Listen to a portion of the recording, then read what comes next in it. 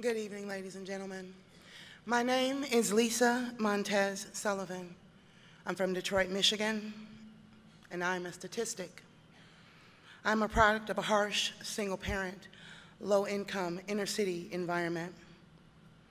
I gave birth to my first son at 16, my daughter at 19. I got married at 20. I had 2 more children by 22, but I was divorced by the time I was 28. I've never been to a prom. I didn't graduate from high school. In fact, until very recently, I'd never walked across the stage as a graduate in any capacity. In order to support my children and myself, I have been a secretary, a waitress, a carnival game attendant, a bartender, a telemarketer, a janitor, and a maid. From a statistical point of view, I should be what society terms a failure.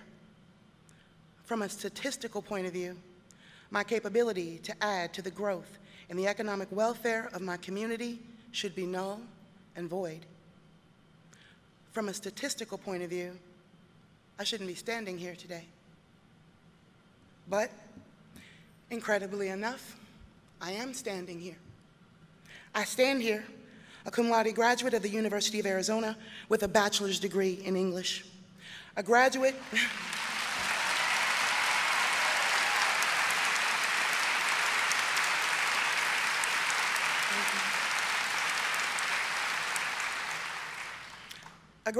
of the University of Michigan, one of the top graduate schools in the nation, with a Master of Arts in Secondary Education, and I am a certified teacher of English in both Michigan and Arizona. I stand here roughly 1,200 miles away from Detroit in Dallas, Texas, and I'm a guest speaker at the International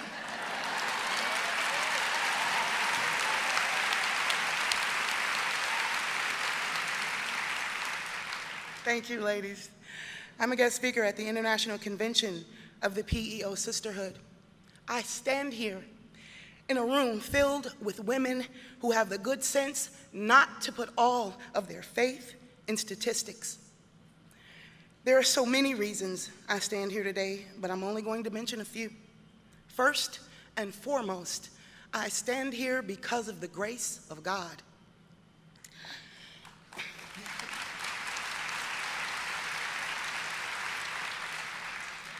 I stand here because of the love and support of my family.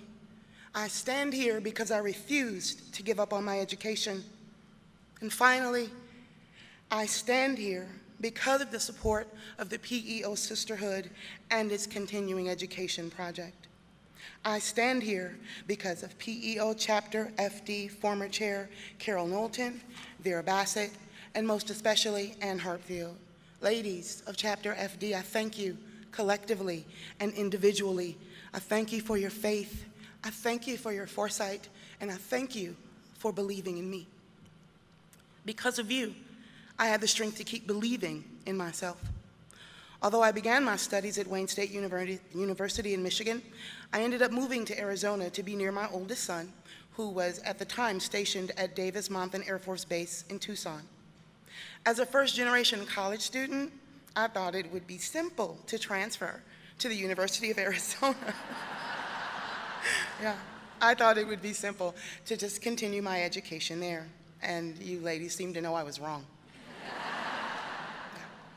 Out-of-state tuition rates and differences in academic requirements caused me to lose almost a year's worth of college credit. To make a long story short, by the time I had reached junior status, I'd run out of financial aid. And at that time, I was dual enrolled, full-time at Pima Community College and at U of A, desperately trying to make up for lost time. I worked part-time, and I knew I couldn't take another job and maintain my 4.0 grade average. So searching through a university scholarship database led me to apply for the PCE grant. Ann Hartfield drove from Sierra Vista several times to help me with the process. She listened to my dreams of becoming a teacher and helping to reform education, and it was she who called me with the good news. The funds that the grant provided made it possible for me to pay for my next semester of college, but more importantly, receiving the PCE grant convinced me that I was more than a statistic, and that my dream of one day running my own school could become a reality. I felt renewed and re-energized, and I began to push myself even harder. After receiving the PCE grant, I went on to become a part of the University of Arizona's Undergraduate Research Consortium. Through this program, I met Dr. Ron Marks, Dean of the College of Education at the University of Arizona. He suggested to me that I apply for a teaching fellowship sponsored by the Woodrow Wilson and Rockefeller Foundations. Now, this was a national fellowship. I would have to compete not only with students from U of A, but from colleges across the nation. I was very, very intimidated, but I said to myself, if my PEO ladies believe in me, why shouldn't everybody else?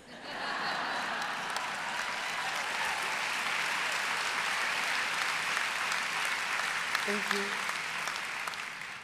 So on December 6th, 2011, I was named a recipient of the Woodrow Wilson Rockefeller Brothers Fellowship for Aspiring Teachers of Diversity.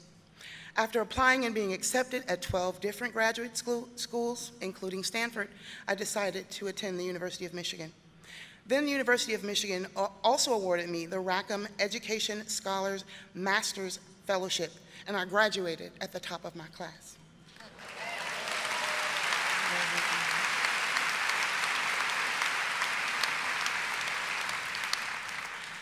As a WWRBF Fellow, I have committed to teaching for at least 3 years in a high-need, hard-to-staff public school.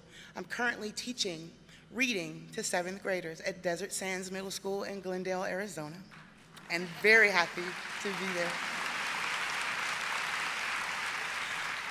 there. Once I have fulfilled my commitment, I plan to pursue a PhD in educational psychology and eventually open a school of my own. So ladies, I stand here ready, willing, able, and determined to give back. I stand here thankful, grateful, and in awe at the power of God and the kindness of strangers. I stand here living proof obstacles can be overcome. Statistics and odds can be defied, but only with hard work, determination, faith, and the support of women like you. Ladies, there is something powerful in women helping other women. I know this. I know this because I've been a recipient of your support, and it has empowered me to support and inspire other women, whether they're colleagues, peers, or just my little middle school ladies. I cannot thank you enough for allowing me to bear witness to the generosity, kindness, and quiet dignity that exudes from the PEO. It may be a bit redundant, but I cannot help but to repeat my thanks loudly and sincerely for as long as I have a voice. Thank you for inviting me. Thank you for all that you do, and please, please, please don't ever stop.